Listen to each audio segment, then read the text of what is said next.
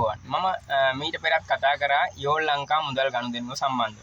ඇත්තටම මේ යෝල් ලංකා මුදල් ගනුදෙනුවට සම්බන්ධ වෙලා තියෙන පුද්ගලයෝ 1000කට ආසන්න ප්‍රමාණයක්. ඒකෙන් වැඩි පිරිසක් ත්‍රිවිධ හමුදාවේ සේවය කරන පුද්ගලයන්. ඉතින් මේ ගනුදෙනුවෙන් ඒ පිරිස අසාධාරණට ලක් වෙලා දැන්ට වසර 5ක් ගෙවිලා ඉවරයි. 6 වෙනි වසර යන්නේ. දැන් මේ ජූනි මේ කියන්නේ 2026 ජූනි මාසෙට වසර 6 සම්පූර්ණ වෙනවා. ඉතින් ඒ එච්චර කාලයක් ගිහිල්ලා මේ ගැටලුවට පිළිතුරක් හම්බෙලා නැහැ. දැන් උදාහරණයක් ගත්තොත් ඔය ශක්තිති රණසිංහ ඔය වගේ ඒ වගේ මුදල් ගනුදෙනු කිහිපයක ඒවට නිසි පිළිතුරු හම්බෙලා දෙනවා. ඒ කියන්නේ ක්‍රියාමාර්ග අරන් තියෙනවා ඒවා රජයෙන්. ඊට අමතරව මේ උසාවියෙන් තීන්දුව ලැබිලා තියෙනවා. නමුත් මේ ගනුදෙනුවට ලැබිලා නැහැ. දැන් උදාහරණයක් ගත්තොත් මේ ගනුදෙනුවේ වටිනාකම තමයි කෝටි 1030ක්. කෝටි 1030ක් කියපුවම ඔයාලා හිතන්න කොච්චර ලොකු මුදල් ප්‍රමාණයක්ද කියලා. මේකෙන් වැඩි පිරිසක් බහුතරයක් ඉන්නේ ත්‍රිවිධ හමුදාවේ සේවය කරන රණවිරුවෝ, ඒ වගේම පොලිසියේ ඉන්නවා, ලොකු පිරිසක් ඉන්නවා. ඉතින් මේකට මැදිහත් වෙච්ච පුද්ගලයා තමයි මේ යෝල් ලංකා ගනුදෙනුව පවත්වාගෙන ගිය පුද්ගලයා තමයි ධම්මික කුමාර අතපත්තු කියන පුද්ගලයා. ඔහු දැනට මේ අතුරුදහන් වෙලා ඉන්න. ඇත්තටම ඔහු උසාවියට ආරෙම පෙනී සිටිනවා. ලංකාවේ ඉන්න විදේශගත වෙලා නැහැ.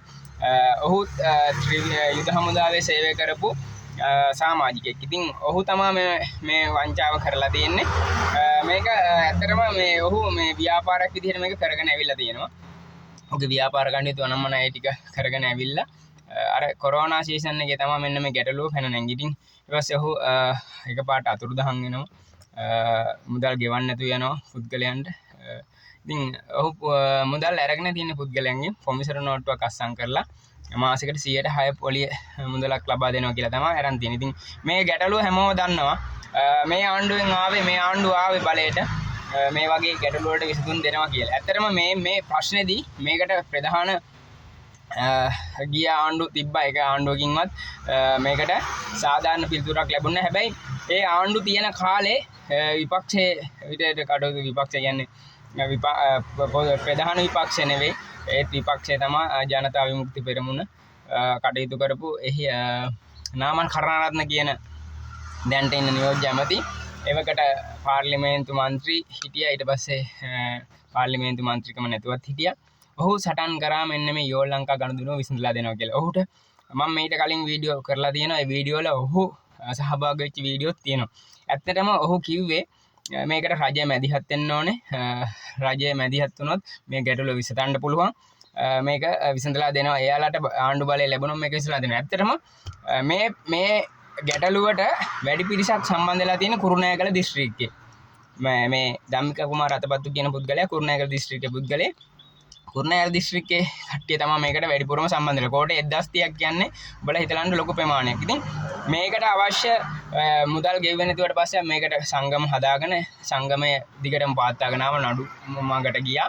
ඒ ගියාට ඒ සංගම් වල ඉන්න කට්ටියටත් ධම්මික කුමාර අතපත්තු කියන පුද්ගලයා මුදල් දීලා ඒ කට්ටිය නම්ම ගත්තා. එතකොට ඒ සංගමයේ මෑතකදී වෙනස් වුණා.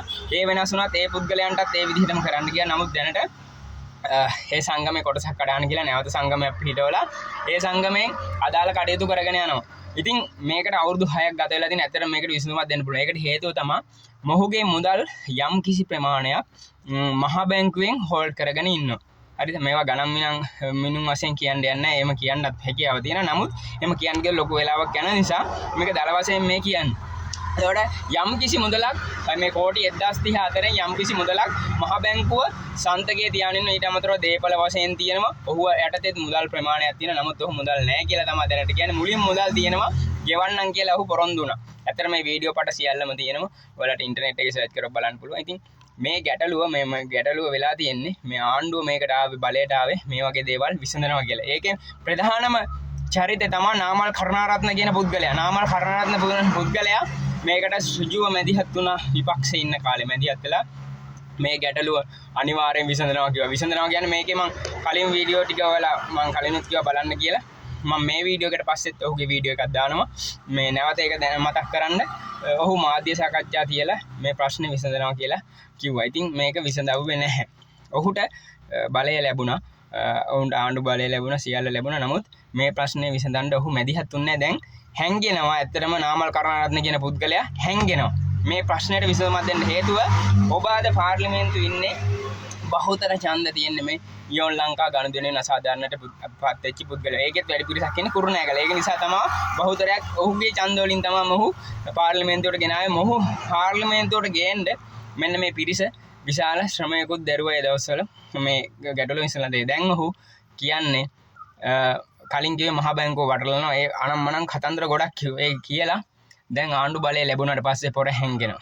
ඒ කියන්නේ ඊට කලිනුත් මේ නාමල් කරණරත්න කියන පුද්ගලයා මට දන්න තරමට මේ චෝදනාවක් නෙවෙයි කියන්නේ මේක සැකයි 100% සැකයි මේක. මොහු අනිවාර්යෙන් ගිය ආණ්ඩුවේ ගිය මේ ඒ නාම මේ කවුද ගිය සංගමයෙන් සහ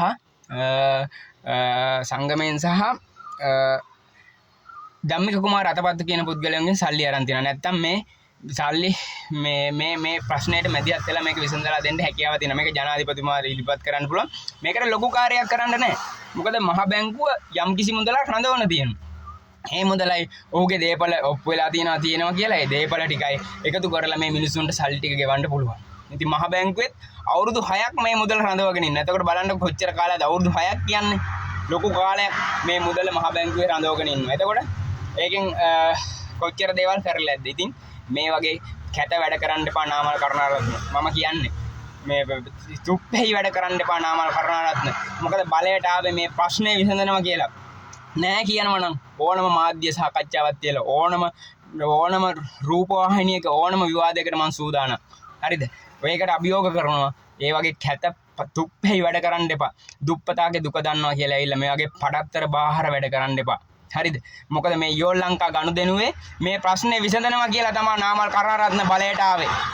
නාමල් කරණරත්න මේක ඒ දවස්වල අර අපි දැක්ක ගොවි ප්‍රශ්නවලදී කුඹුරට ගිහිලා ගොයන් ගස් ගලවගෙන වී කරල් එල්ලගෙන බෙල්ලේ දැඟලුවේ අඹුඩ ගහගෙන.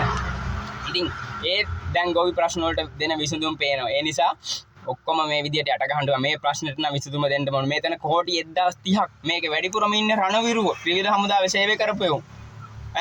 ඒ නිසා ඒ ප්‍රශ්නෙට නාමල් කරණරත්න කියන ඒ දැන් නියෝජ්‍ය ඇමති එනියන් කුණුහරුප කියවන්න එපා නාමල් කරණරත්න. ඒක නිසා මේ ප්‍රශ්නේ විසඳලා දීපන් මිනිස්සුන්ට. මේක ඔබ ඡන්දේ ගත්තේ මේකෙන්. හරිද? මේ ඡන්දේ අරගෙන මේ ප්‍රශ්නේ විසඳනවා කිව්වා. ඒවට සාක්ෂි ඕන තරම් අපි ළඟ තියෙනවා.